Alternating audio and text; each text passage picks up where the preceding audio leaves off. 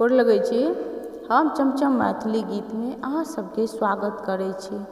आइ हम एगो सामा के गीत फेर कहै छी तऽ ई गीत अहाँ सब जरूर सुनब देखब और यदि कनिको नीक लगे तऽ हमर चैनल के सब्सक्राइब वीडियो के लाइक जरूर कऽ देबै। गे माई काशी से एलखिन मदन भाई या बसी गेला पातारा पासारी गे माई बना रस से एलखिन ललिता भाई या बसी गेला पोथिया पासारी गे माई हाँसी रे बिहुसी पूछथिन सुधी राबो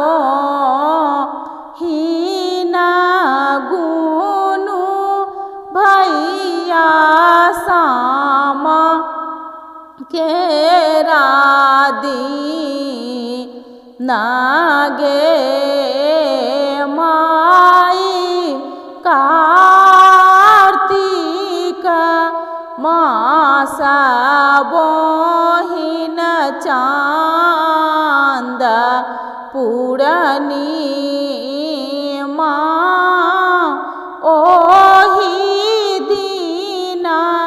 सामा के रादी नागे माई कलकत्ता से एलखिन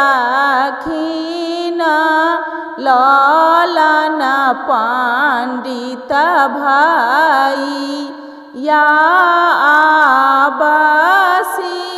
गेलखिन पातारा पासारी गे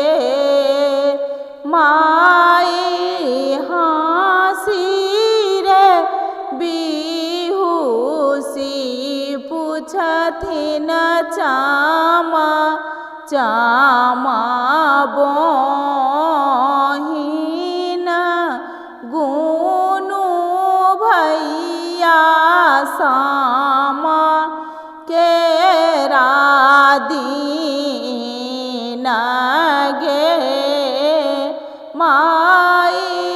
कार्तिक मास बोहिन चांद पूरनी